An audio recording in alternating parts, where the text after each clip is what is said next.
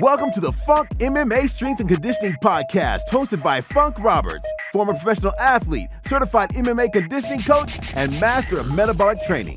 Funk is one of the leading conditioning coaches in the martial arts industry today and has a following of over 500,000 combat athletes around the world. His workouts and training principles have been used by many professional fighters, including fighters in the UFC, Bellator, and ONE FC, as well as World Muay Thai champions, Roy kickboxers, and ADCC BJJ champions. Join me in welcoming your host, Funk Roberts.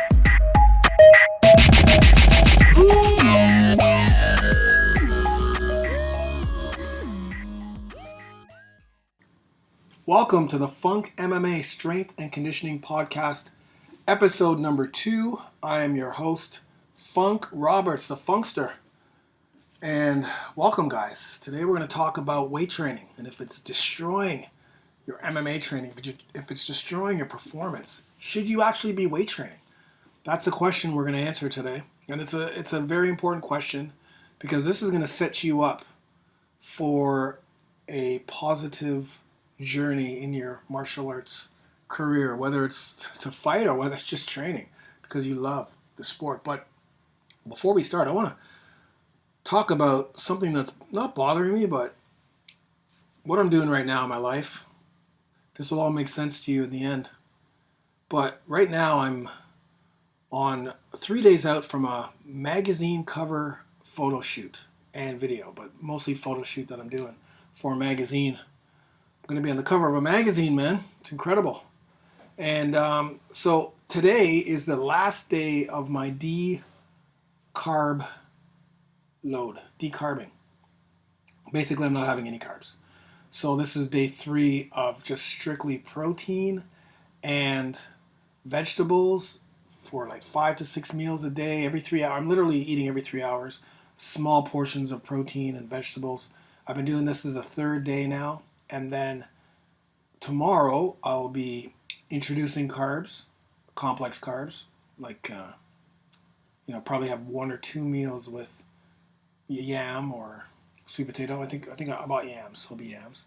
And then the day before the shoot, so that my muscles, and I'll explain why you do this, I am going to have more. Every meal that I have every 3 hours is going to be with protein and yams. And then, of course, throughout these last couple of days, I've been killing the water, like 6-7 liters of water every day because I've got a water load. Because the day before my shoot, which is in a couple of days, I will stop drinking water completely and dehydrate myself so I get that dry look. And the reason why I'm deloading in the carbs is so that by the time I start to load back up, my muscles are deprived of glycogen.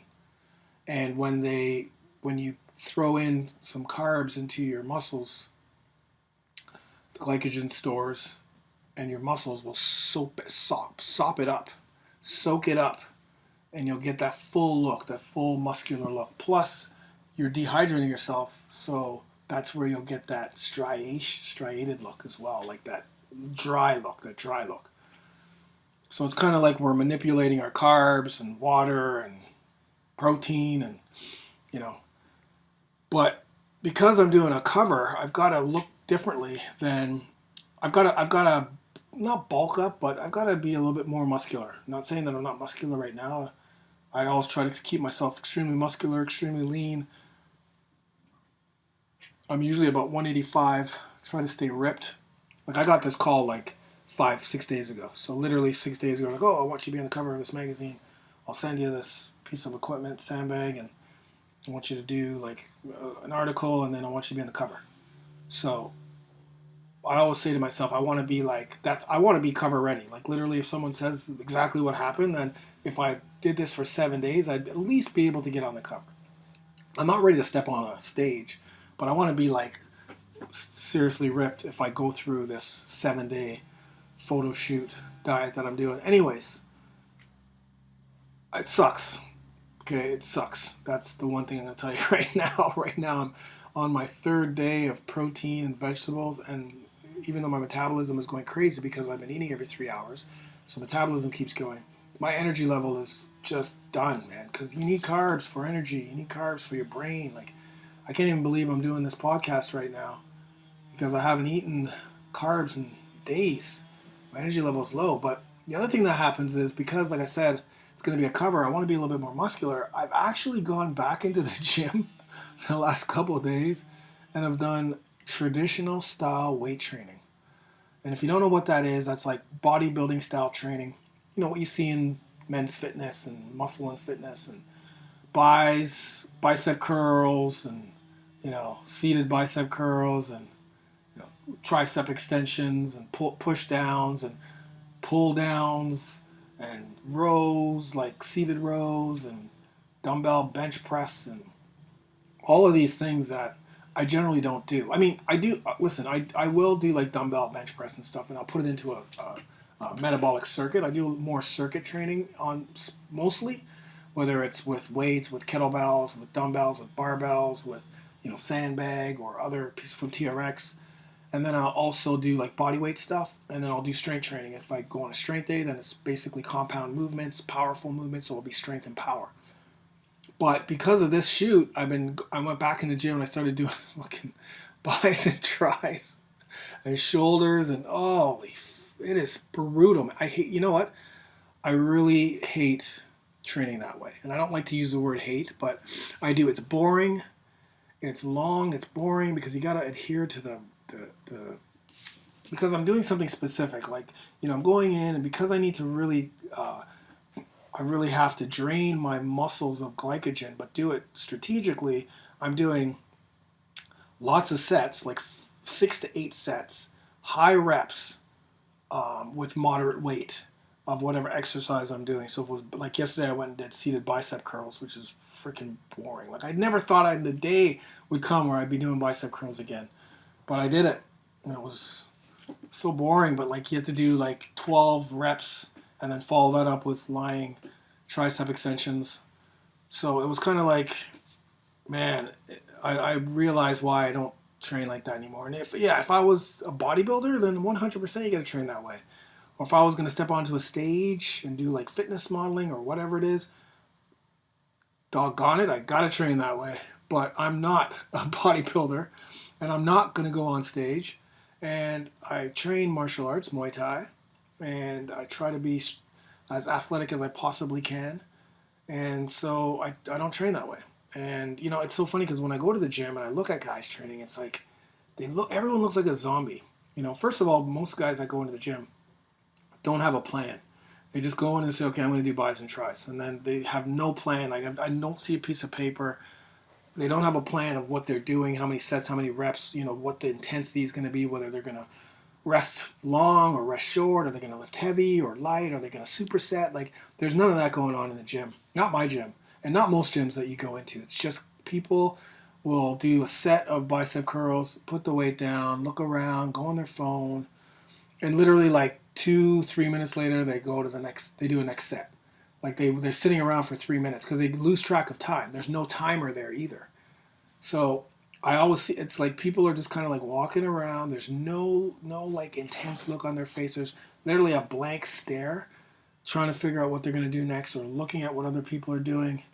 It's the gym is like a zombie land. That's what I call it. It's a zombie land of people who have no clue what they're doing. A lot of people don't even know what they're doing, or they're following something that they saw in Men's Fitness or whatever that has no rhyme or reason, but just to entertain the person who's reading the magazine. And they're not really getting any gains. They're not getting any gains because they're not training hard enough. Yeah, I'm not saying that you shouldn't go in and do hypertrophy training, which is what that is really.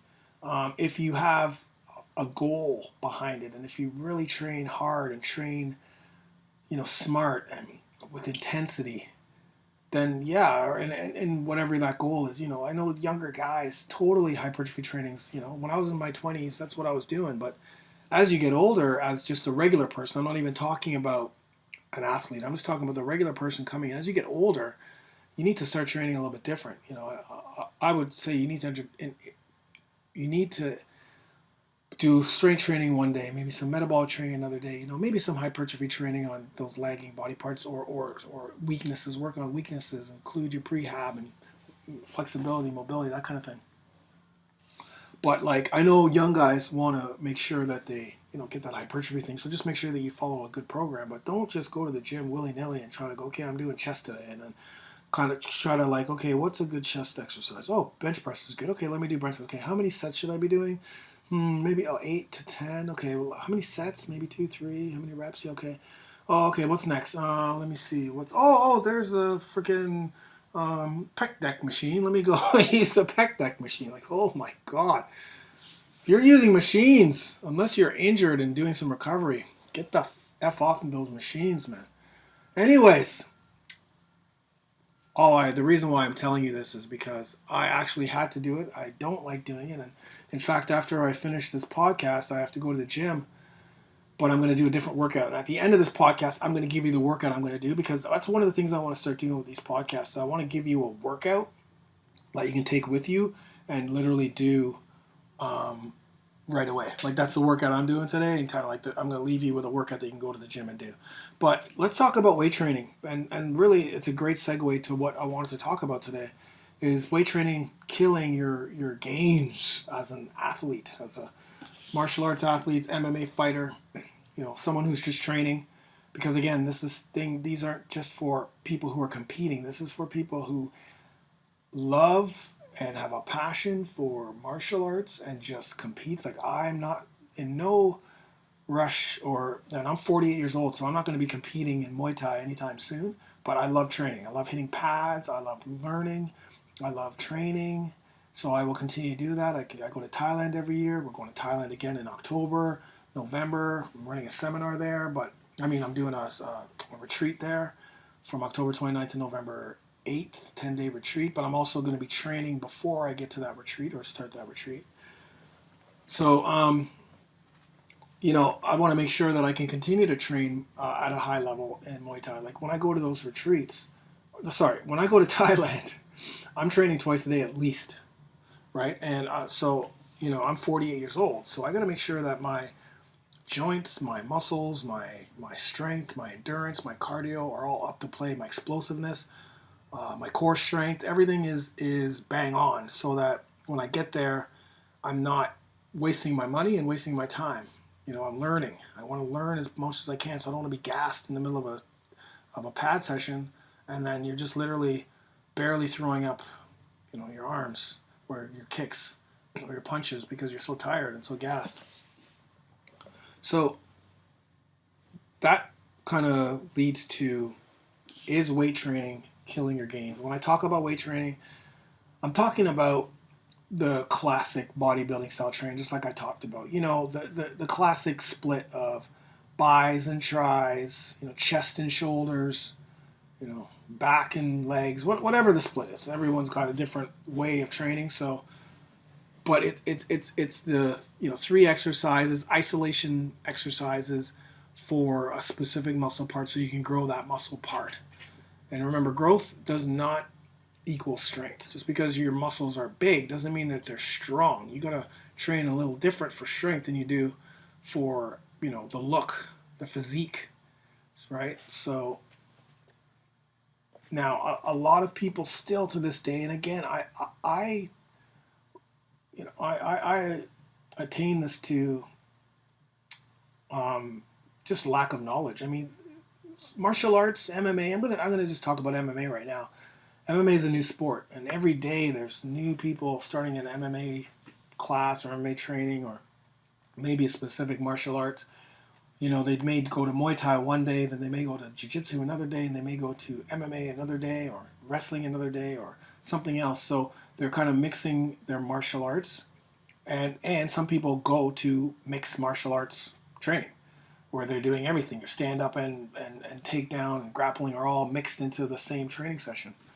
And so with that, this is new. This is new. Like, this whole thing is new. It's only really, like, each martial art isn't new, but the whole mixing of martial arts is relatively new, in the sense that people are now doing these different martial arts. And so the training, like, everyone's so focused on the sport. You gotta focus on your jiu-jitsu class and getting better at jiu-jitsu and rolling, and then you got to focus on Muay Thai and getting better at kicks and punches and everything else.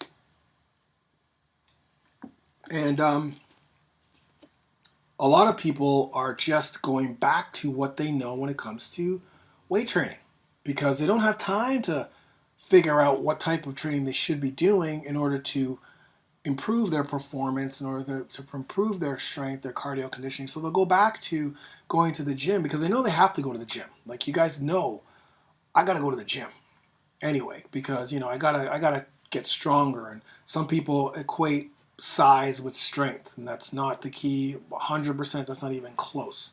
Size doesn't mean you're strong. You got to do the exercises that will make you strong. The compound lifts, the explosive stuff, the power stuff that'll make you strong.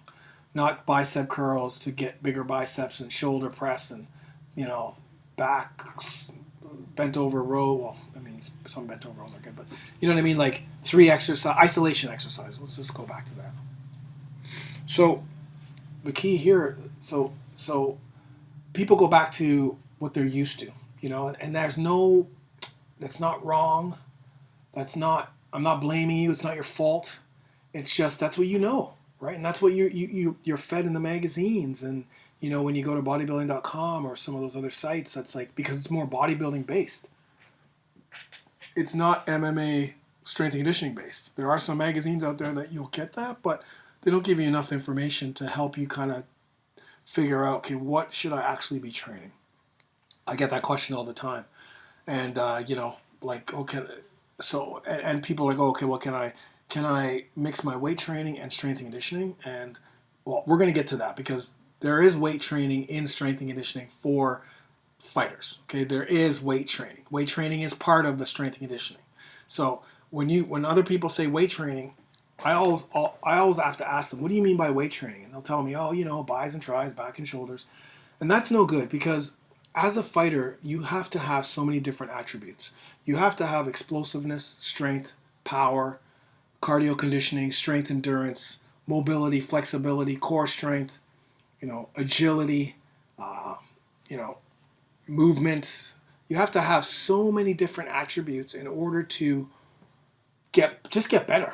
Just to get better at a specific position or a specific move or a specific strike. Like, it involves things that are outside of the technical part of it. Because you definitely need technique. No ifs, ands, or buts about it. Technique is going to be key.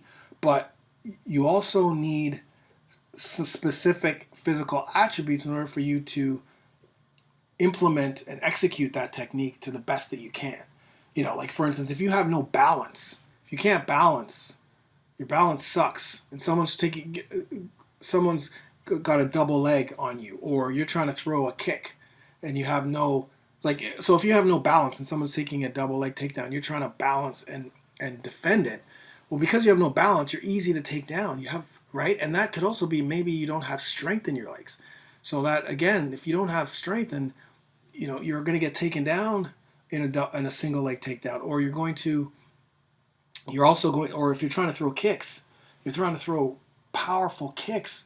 Well, maybe you have big legs and you can get the power, but you'd be able to throw a lot more powerful kicks if you had a strong base. If your base was strong, if you grounded yourself and you had that base, and then you could kick with power and still stay up and be strong and be tall and bring your leg back and be right back into the position you need to be, as opposed to kicking and then your other leg just, can't hold it because it's not strong enough, and then you're out of balance, and then that sets you up for getting, countered and taken out. So yes, the technique is number one, 100%, obviously, but you need to strategically train all of these other attributes in order to become better. Be better as a fighter and just better in training and stay injury free. Because once again, if you don't have the physical attributes you need for the specific sports, especially if that martial art or that sport's very intense and labor intensive, like wrestling's labor intensive, you're always doing something, then you're going to get injured. I don't know how many times people are like, oh yeah, I've got a shoulder injury. Now I got a knee injury. Oh, now my knee hurts. Now my lower back hurts. Well, what are you doing outside of just rolling on the mats or just hitting pads. Like, what are you doing in order to strengthen everything else up, because you keep using the same muscles over and over and over again, and you're not strengthening the joints, you're not strengthening the tendons, you're not more explosive, you're not getting stronger, your muscles aren't stronger, your body's not stronger, you're not agile, you're not flexible, you're not mobile, you know? And so spending time in the gym, wasting time in the gym doing bis and tris and back and shoulders is not going to get you where you want to be. There's no time in fighting or martial arts where you're going to need to do bicep curls or tricep extensions. It's just not going to happen. There's so many other things you need to focus on in order to perform better. You can't focus on now. Maybe you do want to just look good and you don't care about your performance. Maybe you're the flip side. Maybe you're just doing the martial arts just because it's kind of fun and you're going to get into shape, but you really want to look like a bodybuilder. And maybe you're using the martial arts as kind of like your conditioning portion of it. And that's cool if that's the goal. If your goal is to step on stage, then yeah, you've got to do those things. You got to train bis and tris and back and shoulders and chest and all that shit. But isolation and try to get the pump and all that shit.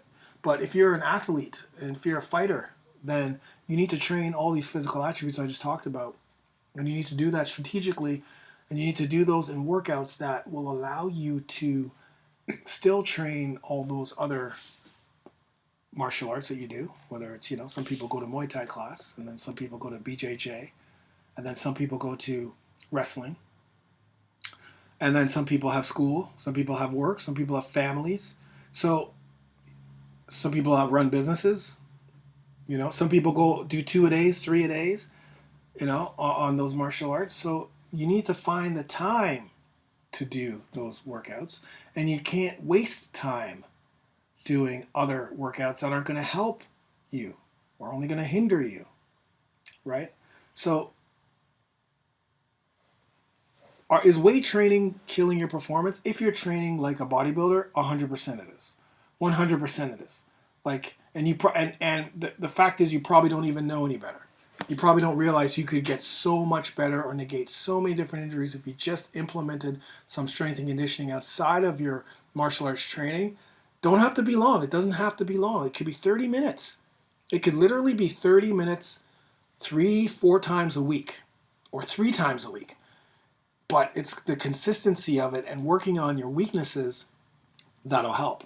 And depending on what goals, like if you have a fight coming up, then you go into a fight camp that's specifically strength and conditioning based, pyramided into, working on your strength early, then going into strength endurance, and then working on cardio later on, and having those right workouts. But if you're just I'm not talking about preparing for a fight. I'm just talking about just willy-nilly, I'm not going to fight. I don't have a fight planned. What would my workout system, what should I be training? What are the things I should be training? Well, okay, let's talk about what we should be training. What should be involved. Noting that not everything can be done at the same time. But there's strategic ways you can implement these things. So right off the bat, you do have to understand that most of these martial arts classes, not all, but most, have some type of conditioning and cardio in it. There's some drills or something that you do or cardio conditioning class before, like Muay Thai. I know Jiu-Jitsu's got some rolling drills that are aerobic endurance based. Boxing, you can, skipping. There's things that are tied into, your martial arts that has some type of conditioning in it. So you do get some conditioning. You have to step back and go, okay, what conditioning am I getting in what class? And that's where you start. You start with what conditioning am I getting in what class? And then you need to see, okay, what else do I need to do? And where can I insert them? So let's start off with what else. Let's start off with everything that I think if you were training in a week and you had time and you had 4 days to train, you want to work on strength and power as one. So you want to go in and do a strength and power workout, short workout with strength and explosive power exercises. So, a couple of big lifts and then some supersets with a little bit lighter but more explosive movements. That's your strength and power day. And I think it's very important for everyone to have at least one strength and power day per week If strength is your weakness, a big weakness, and you have like a lot of time, then maybe twice a week. Because if it's a big weakness and you need to train and need to improve your strength, then maybe do like a 12-week strength program that has you doing strength workouts 3 to 4 times or 2 to 3 days a week, because that's what you're focusing on. But let's just back up and say that you just want to kind of, what do I need to do on a weekly basis to ensure that I'm improving my strength and conditioning overall?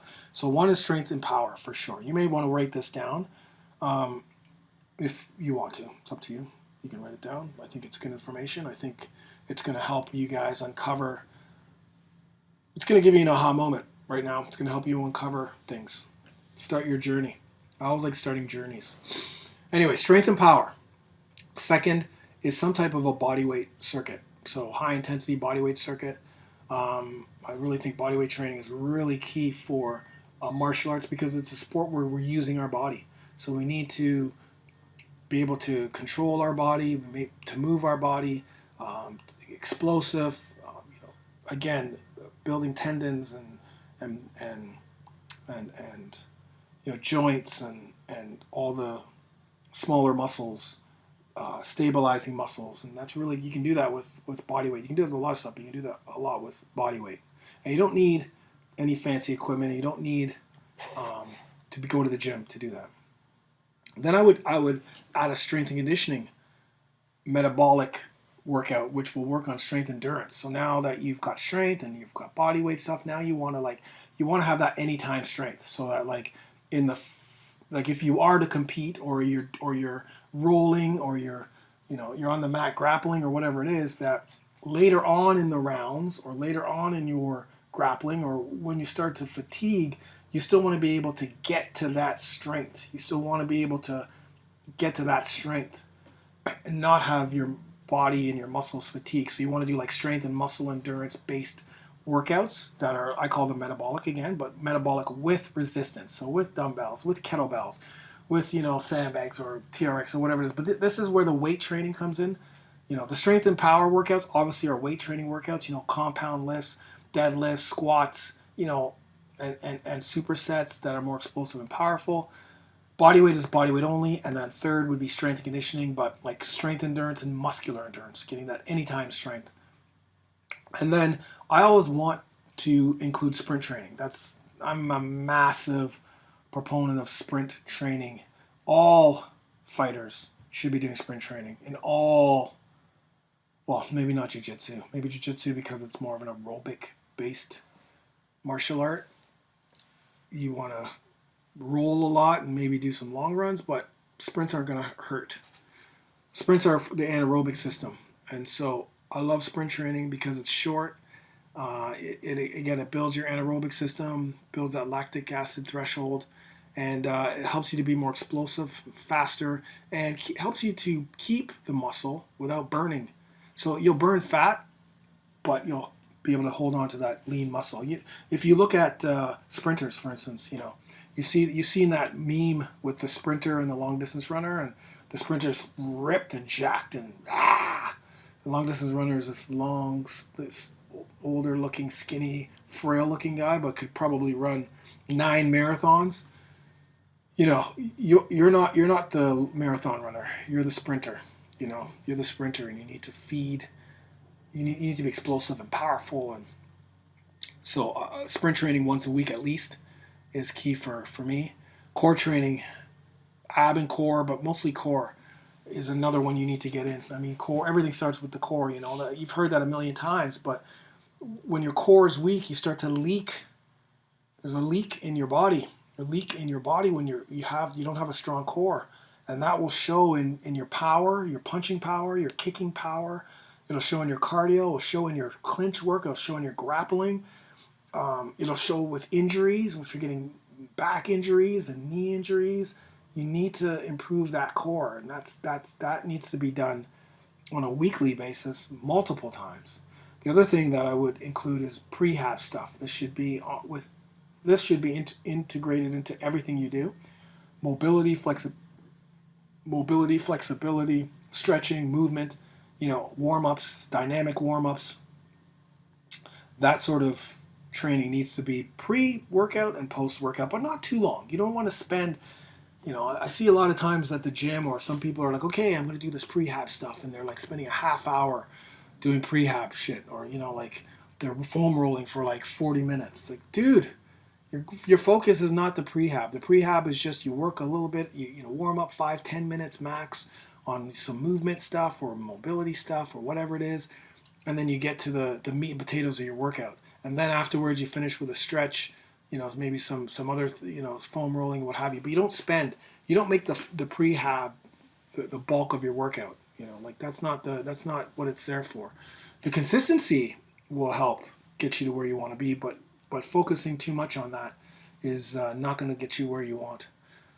That's what my opinion anyway, because I do see that a lot. It's like, okay, this guy's been in here. I mean, when I go to the gym, I'm running or whatever, and I'm seeing this person like literally doing this movement prehab stuff for like literally 40 minutes. Come on, get to the workout.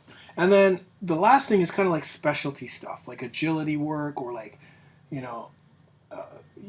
may want to work on like isometric stuff, or like single limb stuff. Well, your single limb stuff is going to be part of your training, your other stuff. But like weaknesses, speed, like things that you kind of like, okay, you know what, I need to work on speed or agility, or my right side is weaker than the left, so let's do some more unilateral workouts and exercises and that sort of thing.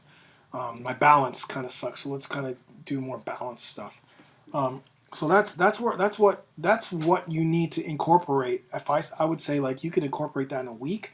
That would be great. But not everyone has that time, and also some of this stuff is incorporated already in your training. So that's why I said the first thing you do is you put together a calendar, and you see when do you work, the hours that you work or the hours that you go to school, and then you put when's your training, what days you train.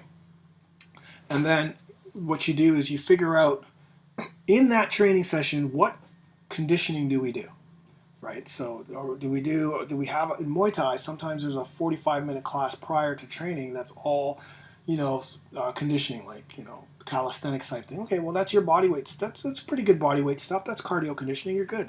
You can strike that off. And then you need to figure out, okay, so here's my work schedule, here's my training schedule in regards to martial arts. Now I got to figure out, how do I put strength and power in? Like Monday, let's do strength and power. Okay, cool. I can do this after my training, or I can do this before, whatever it is. I can do this on a day that I don't train. I can make sure that I get a good strength and power workout on a day that I don't do martial arts, which would probably be the best day to do it. And then, my sprint training is cool because I can do that either before my martial arts, depending on what we're working on, or after my martial arts, depending on how much gas I have left. But sprint training doesn't take long. It's 10 to 15 minutes. So you can, and again, or you can do it on a weekend. Like I used to do my sprint training on Saturday mornings at 10 o'clock before Muay Thai class, because the sprint training for me on Saturday was more important than the Muay Thai class, if that makes sense. Because the Muay Thai was just like a class.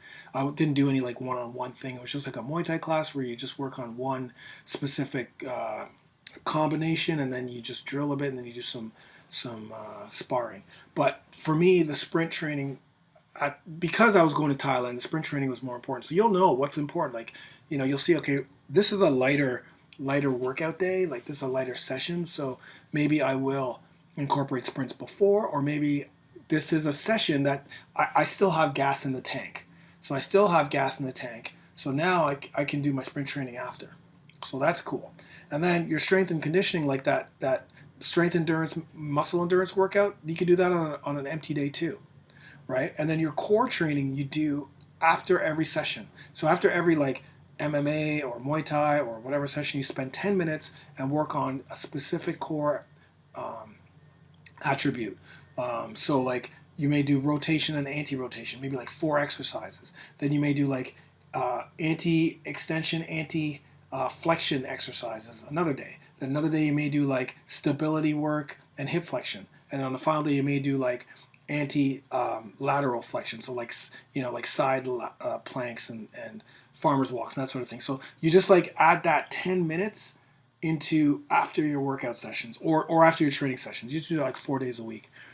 And then your prehab stuff obviously is going to be part of your warm up. So you're not getting the class when it starts. You're getting to class like 15, 20 minutes before it starts, and you're including the prehab into your you're including the prehab into your pre-training session. So if it's 10 minutes, then you're going to do 10 minutes of prehab, whether it's whether it's foam rolling and then doing some mobility work, or it's like a dynamic warm up, or you're opening up some your hips or whatever it is, yoga, maybe some a yoga routine. Like you may do like a short yoga routine that opens your hips or opens a shoulder girdle or helps with the lower back, or you know what I mean, like something that prepares you for that training session. You may do activation, like glute activation, or chest activation, or whatever it is. And then after your training session, you do your core training, and then your stretch, and that is kind of how you get it. And then you kind of like check off, okay, so this day is going to be my strength and power day. This day is going to be, well, I already have body weight in there, but because I do that in my class, this day is going to be my high intensity metabolic strength endurance workout. I call it my strength and conditioning metabolic workouts. And then this is going to be my sprint training, and this is going to be my core training on these days, and then this is going to be my prehab. So this is kind of like how I would set up everything, and it's great if you only train twice a week or whatever, then obviously you can put these in to these, strength and power, and then a body weight day and a metabolic day, and then your sprint day, and you can put those, you can really hammer those into your training. But other things you can do too, because again, a lot of people are like, well, I don't have time to get to the gym and do this circuit that you're saying, or do sprint training. Well, that's why I say do it after those martial arts sessions, your combat sports session. Do them after, right? Another thing that I love doing is finishers. So finishers are workouts that take 3 to 10 minutes that literally finish you off. So that's another great way to increase your cardio conditioning and even strength endurance. It's not the most ideal, but if you add these finishers on short workouts, every time you train, obviously you're going to build up that conditioning. I wouldn't just rely on finishers, but you can say, okay, after wrestling, I'm pretty spent, but I have a little bit left, and I know that if I did a burpee finisher, a 4-minute Tabata burpee finisher, that's going to improve my cardio, my explosiveness, and it's going to drain my tank. It's going to help me mentally to try to get through my fatigue. You know what I mean? So that's kind of like how you can include everything. And again, those finishers can have weights. Your strength and power is going to have weights. Your strength and conditioning metabolic, it's going to have weights. Your body weight's obviously not going to have weights. Your prehab's probably not going to have weights, but it'll have like resistance bands or whatever you use to help, activate or get mobile. And your agility stuff, or your sports specific stuff, because that's the other thing. There's sports specific things you can do too. Like this is kind of like the add-on, like the agility work or sports specific. When I say sports specific, I mean like I have something called the heavy bag conditioning workouts. So like these are workouts that are heavy bag. You hit the heavy bag, you're throwing combos, but it's more focused on conditioning than it is like hitting for technique, right? So you would do drills on the heavy bag that's conditioning based. So you're still hitting the bag, it's still sports specific, you're still, focusing on your technique, it's still there, but the goal is to focus on conditioning and cardio conditioning using the heavy bag. So that's sports specific, or jiu-jitsu drills, burnout drills, or that sort of thing. That would be like sports specific things that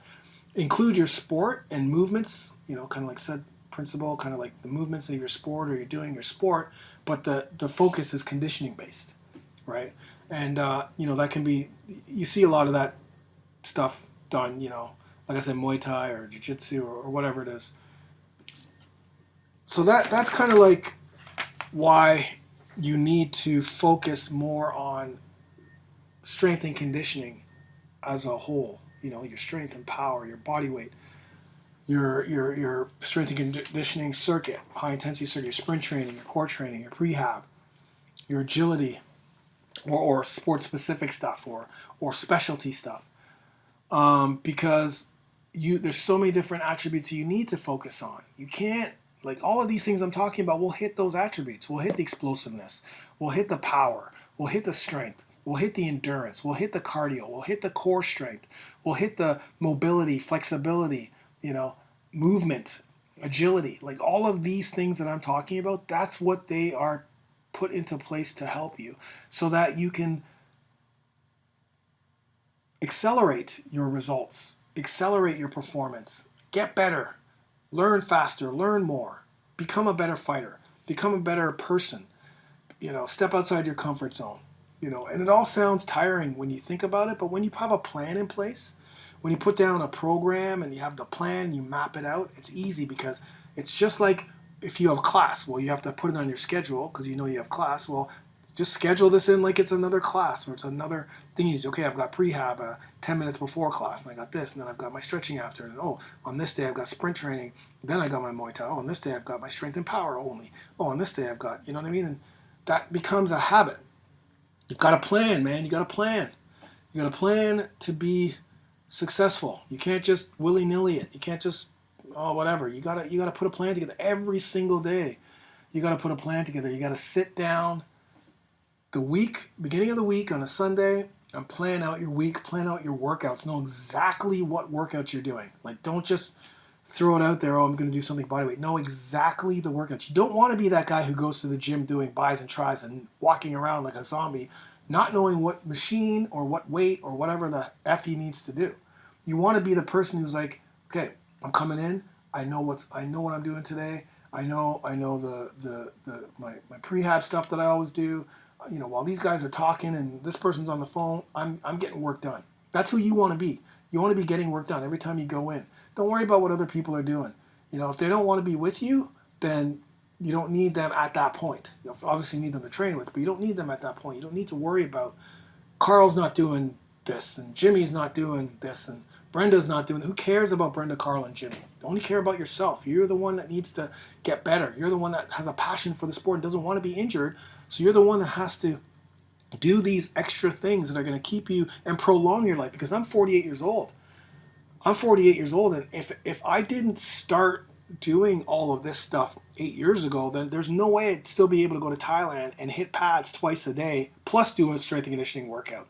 There's no way I'd be able to do that because I wouldn't have trained my body to do that. My core, my strength and power, my explosiveness, my power, my cardio, my conditioning. That didn't just happen. That has to be part of what I'm doing. And that had to be part of what I was doing for the last 8 years. That had to be, everything was about that. And that's why I can still do what I'm doing at my age. And you may be young listening to this going, oh, well, I can still get away with it. But I'm telling you, once you hit 30, things start to change. You start going, why is my belly not going down as fast as it used to when I ate these things? Why am I getting these knee injuries? My shoulder hurt, my lower back. What the hell's going on, man? Like, why are all these things happening to me? Then you get to 35, and it's like, man, I can't roll the way I used to. I can't, and that's your excuse. I can't do the way I used to. But that's because you're not implementing all these other things. Then you get to 40, and you're like, holy shit, my recovery is slower. I can't do this and that. And the sport that I love, I can't do anymore. Like, like I said, you're 25, you're doing the sport, you're great. When you're 30, you're like, shit, my back hurts. And then all of a sudden you can't do it at all because you always have these injuries. And then 35, you're kind of like, okay, well, I haven't done this in a long time. I still want to do this sport, this martial art, but I'm afraid that if I do, then, all the things that happened to me back when I was 30 will happen, but let's try it again. And then you can't keep up, and then you're still having problems. And then you're 40, and you can't even do it anymore. You got to hang it up. It's like, okay, this is it. I just got to watch from the sideline and be the guy who says, oh, I used to be able to do this, and I used to be able to tap this guy out. I used to be able to smash pads. But if you just implemented all of these things I talked about on a consistent basis, you may not be able to hit all of them on the same week. Don't stress. Just keep the consistency of getting them in. Then you're going to prolong your life. That when you're 30, you're going to be like, I'm still training hard. I'm not getting injured. I still feel great. I'm still burning fat, still feeling good, recovering fast. 35, still on the mat. These guys are falling off. All these guys who are my age that I was, competing with are now falling off. I'm still going. I'm 35. I'm still going. When you're 40, what's going on, man? I'm keeping up with these young cats now. I'm 40 years old. I'm still rolling with the 20s. I'm still sparring with these 25-year-olds. I'm still, putting the work in and getting it done in the cardio and conditioning sessions with these young folks. When you hit 45, I'm still training. I'm not going as hard. I still have a lot of prehab in, but I'm still able to train in the sport I love. I'm still able to hit pads. I'm still able to do jiu-jitsu, grapple. When you're 50 and 60, you're still able to roll or do whatever you want.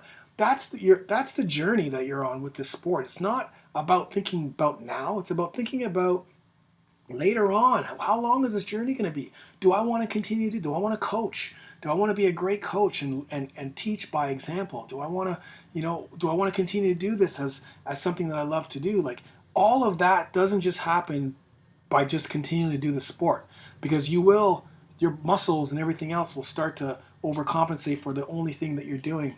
And you need to do all these other strength and conditioning workouts and prehab stuff and core training to prolong your life, right? And so that's kind of like what you have to look at this at. If you're young, or even if you're 40, like if you're like I said, I started this like Muay Thai MMA strength and conditioning journey when I was 39, 40, right? I'm 48 right now. So it's not over if you're 40 and you're like, okay, I can't do this. You can actually do it. You just got to start doing it again, but making sure that you implement the prehab stuff to make sure that you're injury free, the core stuff, the cardio conditioning to make sure you keep up. And it's a journey.